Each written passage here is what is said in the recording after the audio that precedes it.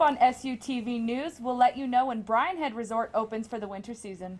And later we'll let you know about the registering dates for spring semester. Don't go anywhere.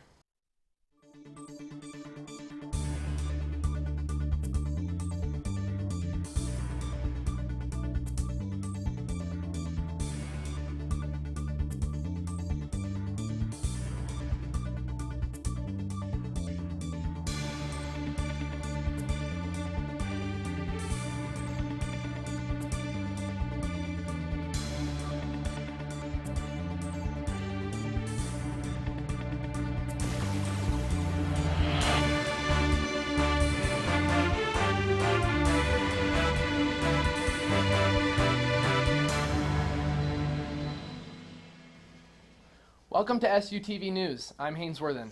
And I'm Alexi Castro. It's Halloween season, which means it's also Scream season. Southern Utah University hosted the annual Scream in the America First Event Center. This year's Scream was based off of the movie It. According to SUU's website, quote, "The Scream is the best Halloween party in the state. More and more people are attending, and the Scream is earning its reputation as one of the not-to-miss events in the state." Many people came to this year's Scream in costumes. Some notable costumes include Raven from Teen Titans, a boat captain, and a diver. Events at the Scream included a haunted house, as well as spray-on tattoos, free food until midnight, and a dance held at the America First Event Center. Utah attracts thousands of people every year for having the greatest snow on earth, and Bryan Head Resort is one of the many winter resorts in Utah looking to keep that reputation going.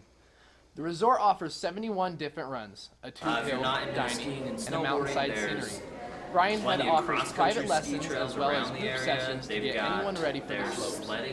The SUU Outdoor Center has skis, snowboards, and other equipment needed available to rent. The Bryan Head Slope will open to the public on Friday, November 16th at 9 a.m. Full pricing information and the resort schedule can be found at bryanhead.com. The resort also offers a wide variety of events and activities.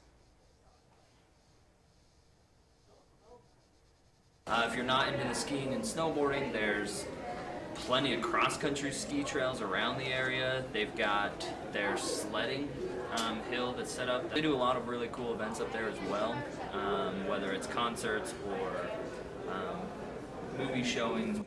Southern Utah University's International Education Week is coming up on November 18th through the 22nd.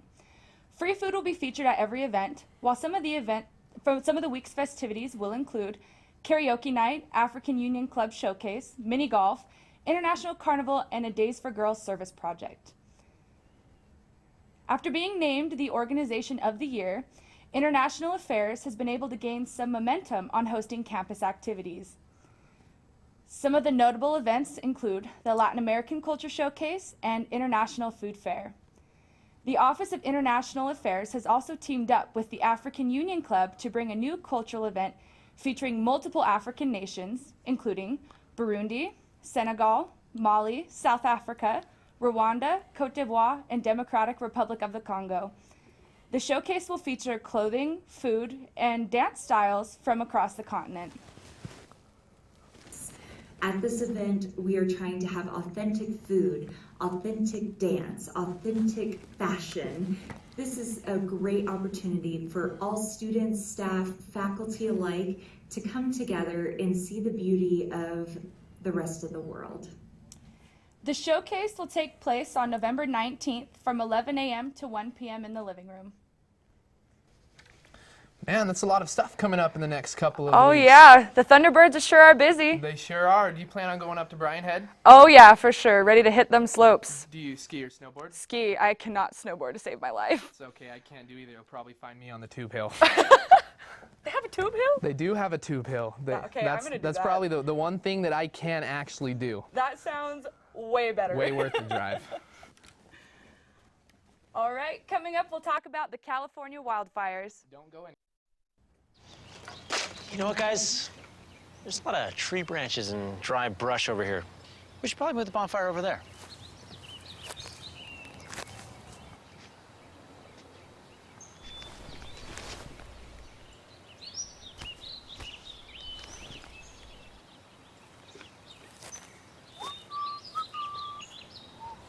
I'm guessing Smokey liked that idea.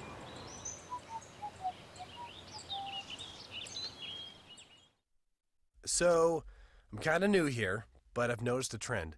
My human does this funny thing where she goes around and gets all my toys, and then she hides them in that basket by the door. You know, but it's always the same basket, and it's always in the same place. And then she acts so surprised when I find them, but, you know, she's putting them in the same basket. Again. It's like, hello? That's where you put it last time. You were the worst at hide and go seek.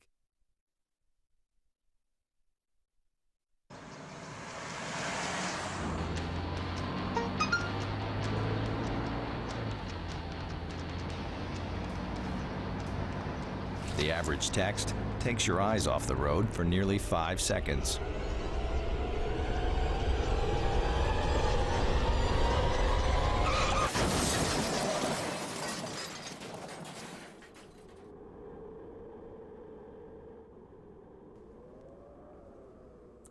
Cedar City locals can once again drive all of Main Street.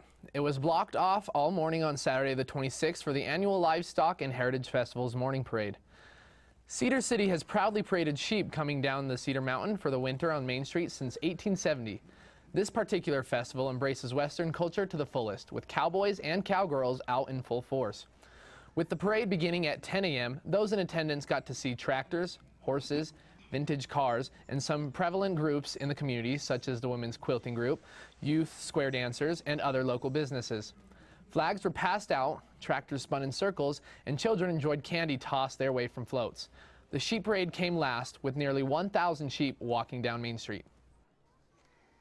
38-year-old Starla Leal and 29-year-old Trevor Manning are now dead after being involved in a car crash on Interstate 70 west of Green River, Utah, on Sunday, October 27th, according to the Utah Highway Patrol. Troopers said the two were ejected from a 2003 Ford Excursion as the vehicle rolled after leaving the freeway. UHP officials said the Ford was traveling west near milepost 157 when it left its lane and entered the median shoulder. The vehicle crossed both westbound lanes before leaving the interstate. Leal unfortunately died at the scene of the crash, while Manning died at an area hospital due to injuries sustained in the crash, according to UHP officials. Fires will continue to rage in California this week as winds fuel the spread of the flames, sparking evacuations, power outages, and perilous conditions in the state. The U.S. National Weather Service says a combination of strong offshore wind and dry conditions are set to play a role in the situation, which was officially declared a statewide emergency over the weekend by Governor Gavin Newsom.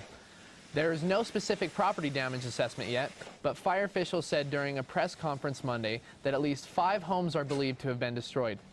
Unfortunately, that number is likely to rise, according to fire chiefs. According to the California Governor's Office, the Kincaid fire has burned tens of thousands of acres to date and has led to the evacuation of around 200,000 people. The most recent notice from the California Department of Forestry and Fire Protection said the fire was only 5% contained and destruction will likely rage until November 7th. 1,000 sheep. That's a lot of sheep. 1,000 sheep, that is. Have you actually ever been to the sheep parade? I did about 2 years ago, but it was only the sheep, none of the extra stuff. Only the sheep, none of the extra stuff? Wow, I wish I could have been there for that. I've been here for about 3 years and haven't made it to one yet. Really? You'll have to head out next October. Oh, next October I'm going to be out of Cedar City. Have someone take videos for you. I'll have someone take videos. I mean, I could dress up as a cowboy tonight and try and reenact the whole scene from the parade. It would be really interesting to actually learn about Western culture through sheep, I guess. Yeah, that'd be a very interesting way. What about those quilters? Women's Quilting Group. I have never heard of that. Do they use the wool from the sheep for their quilts? Do you think I hope that's not. where they get it? Oh. The sheep from their quilts. They're just out there picking up which ones they want. How's the weather looking today, Seven?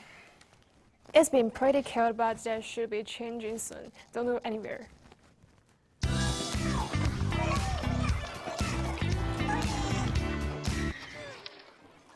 Looks like it's done.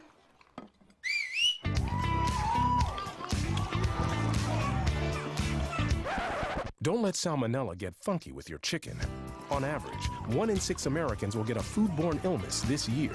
You can't see these microbes, but they might be there. So learn the right temperature to cook each type of meat. Keep your family safe at foodsafety.gov.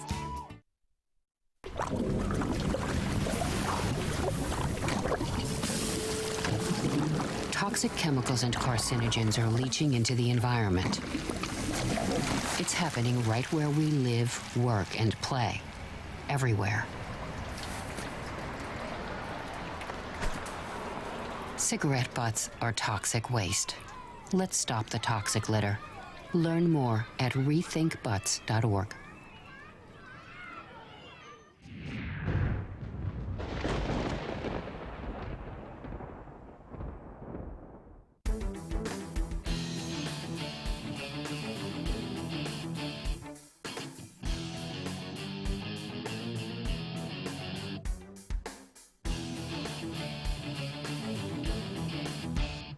Okay, welcome back to SUTV. I'm 7 Zhang.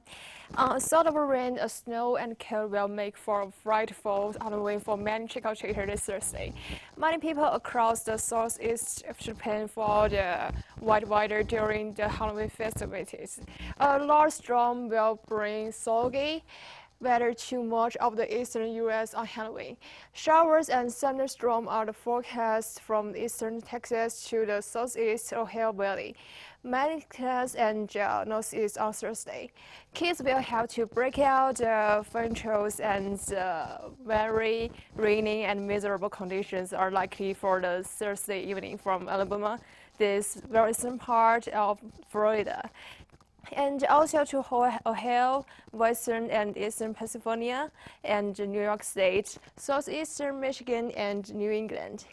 The Southeast also enjoy most mild and dry weather. In California, we can see that it should be dying down by later Thursday. The threat for the wildfires remains high, so do take care. And the conditions in some area may not be safe and appropriate, with some rate activities of the threat of existing fires advancing into many neighborhoods. The weather over much the northwestern U.S. will be fine for the trick-or-treaters during although for the weather. Let's turn back to the desk. Thanks for the weather update, 7. Wow, that is one chilly Halloween. I know. Good thing I just got a new jacket in. That will keep me warm. Do you have a warm costume picked out? A warm costume? I actually do not. I was going to be the big bad wolf, but it kind of was missing warm. sleeves and Missing sleeves? Missing sleeves. Yes, wolves don't wear sleeves. Interesting. But they're furry though, so yes, that should help. I might have to put my Care Bear onesie back on tonight. It's Oh, gonna be that cold. Care Bear onesie. That's great. Spencer, what do we have up next in sports? Coming up on SUTV Sports, we've got a recap on the SUU football game.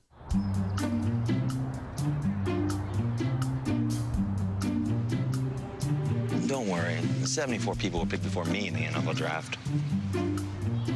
To fight childhood obesity, United Way and the NFL are helping kids play at least 60 minutes a day.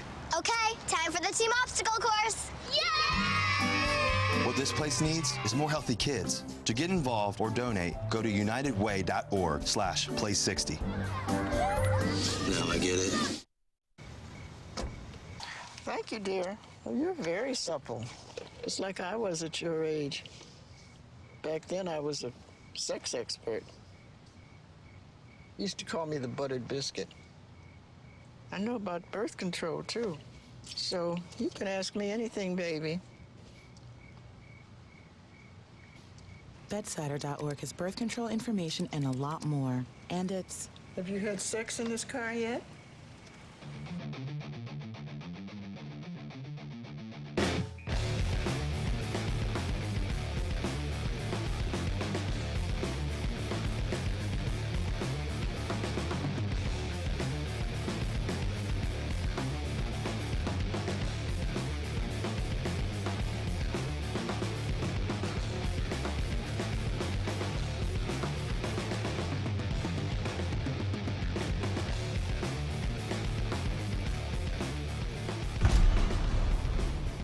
Welcome to SUTV Sports. I'm Spencer Taylor.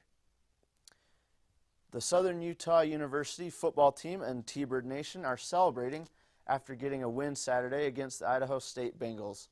The Thunderbirds entered the game coming off a disappointing 5-game losing streak. with a 1-7 record on the season.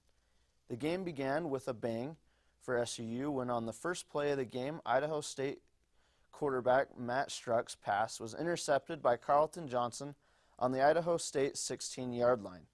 The Thunderbirds responded on offense by scoring a touchdown. From that point on, and for the first time all season, the Thunderbirds were in control for the rest of the game. Johnson iced the game in similar fashion to how he started it. With a minute 14 seconds left on the clock in regulation, the Bengals had the ball at their own 37-yard line. Any glimmer of hope they may have had at making a comeback were quickly crushed when Johnson intercepted a pass and ran it 51 yards for a touchdown. The Thunderbirds improved to 2-7 on the year with a 59-34 win, while the Bengals fall to 3-5. Although the T-Birds won big this week, they know that they have to replicate that performance next week. The guys came out and had a tremendous week of practice. I felt the maturity really start to grow. They want to finish the season the right way.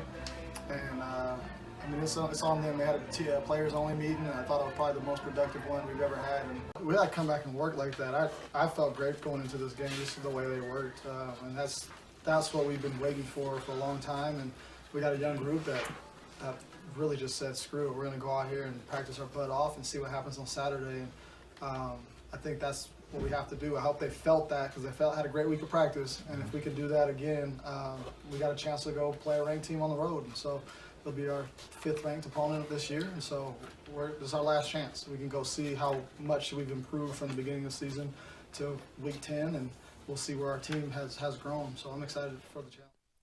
The T-Birds are now preparing to travel to Bozeman, Montana to face the Montana State Bobcats this upcoming Saturday, November 2nd at noon. The Bobcats will be a formidable challenge for SUU.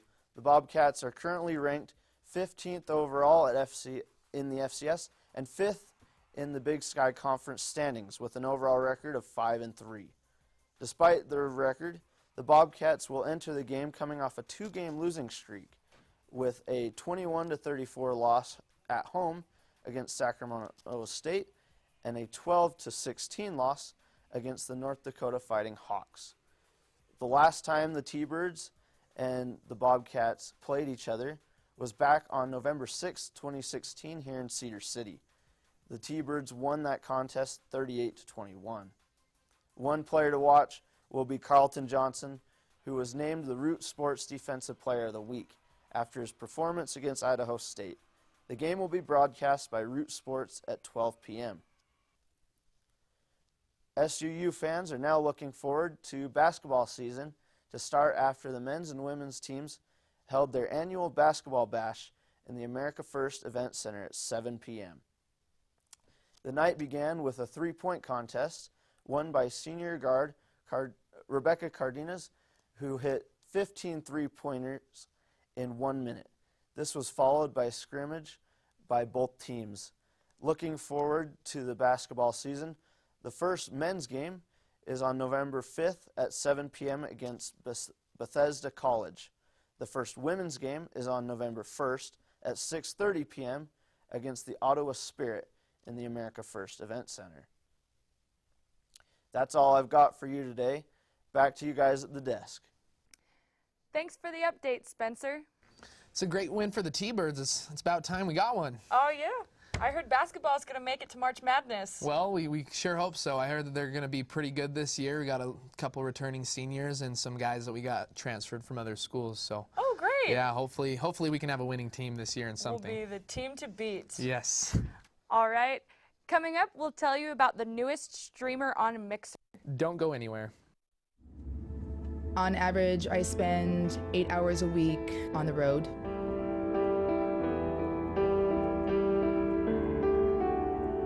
It's important to me to make the right choices when I drive.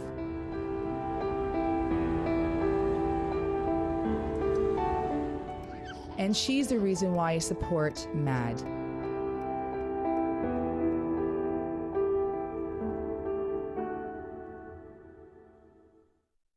Hi, I'm Special Agent Diana Berrigan from the TV show White Collar. Did you know that it wasn't until 1972 that the first female earned an FBI Special Agent badge? Now women are helping solve crimes around the world in faraway places like Sarajevo, New Delhi, Lagos, and Tbilisi. To all our women fighting crime at home and overseas, thank you for keeping us safe. Happy anniversary.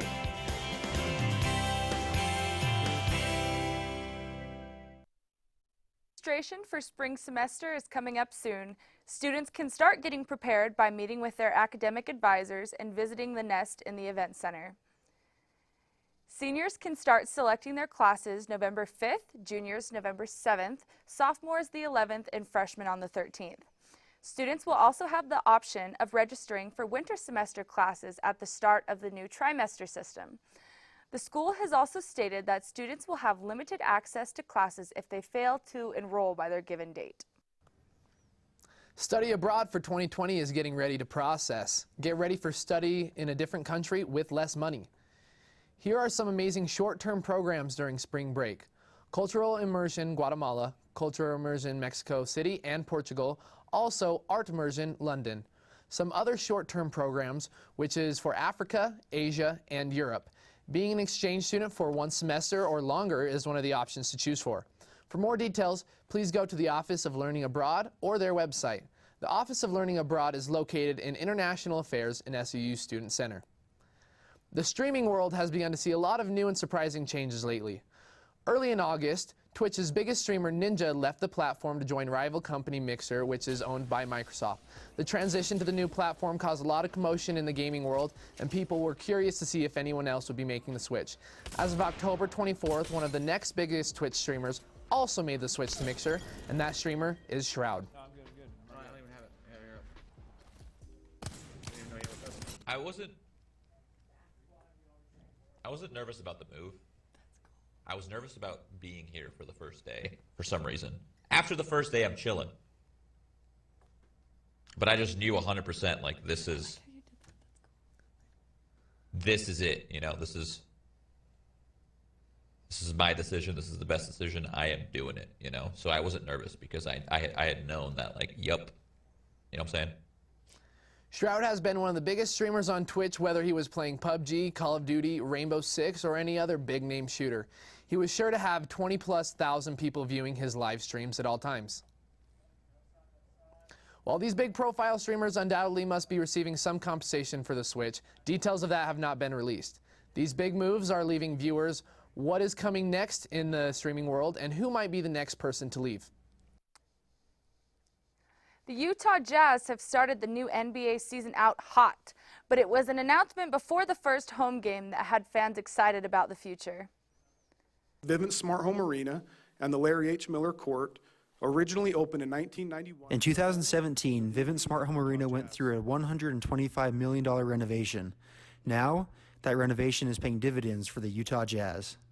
It's my honor to announce the 2023 All-Star Game will take place here in Salt Lake City.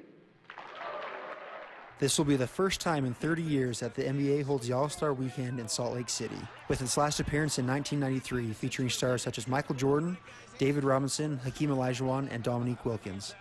The 1993 All-Star Game was very exciting for me, for my family, for our fans, and for the whole community. It was an electric and thrilling experience, and one that I will always remember. The Jazz also have their own All-Stars in the game, as John Stockton and Karl Malone both started for the West. Thank you, Utah Jazz, for the co-MVPs of this year's All-Star Game, Karl Malone and John Stockton. One concern for Utah hosting the event again is the city's ability to host large events. However, the state has had its share of successful large sporting events. I'll just mention some of the things we've done as the state of sport here in Utah. We've hosted, this is all recent, the Supercross World Finals, the FIS World Ski Championship, the Dew Tour Action Sports, the Red Bull Rampage, the Ironman World Championships, Major League Soccer All-Star Game, of course the granddaddy of them all, the 2002 Winter Olympics, and we've just been named by the USOC, in fact, to host the Winter Olympics again the next time America has that opportunity, which is probably 2030 or 2034. Because of the 2002 Olympics hosted in Salt Lake City, local political leaders are confident in the sporting event succeeding in Utah again. Those Olympics set the bar quite high for future games, and we are in large part very excited because the spirit of the Olympics has never left the residents of Salt Lake City or Utah. We're committed to make sure that this is the best All-Star game ever hosted by the NBA any place. Although the event will not take place until 2023, the announcement has many Jazz fans excited and already clamoring for tickets. For SUTV News, I'm Connor Aist. Jazz win the opener. Too bad Spencer can't be here with us. He's on assignment for football this weekend. Speaking of sports, it seems like it's going to be a big year for Utah, especially hosting the All-Star game. Oh, yeah. And then Thunderbirds coming in hot with all those wins. Yes, they are. What about, do you guys watch any of the gaming streams? No. Not yet. Not really? Wow, I was going to say Take it's it pretty over exciting that they're all moving over to Mix, or Microsoft is buying a lot of the big people to try and blow up their platform. But Oh, Mixer sounds like it's gaining some traction. it's gaining a lot of traction. Yeah. All right. Thanks for tuning in. That's all we have for you. I'm Alexi Castro. I'm 7 Jiang. And I'm Haynes Worthen. Be sure to tune in at 4 for the Halloween Other Show.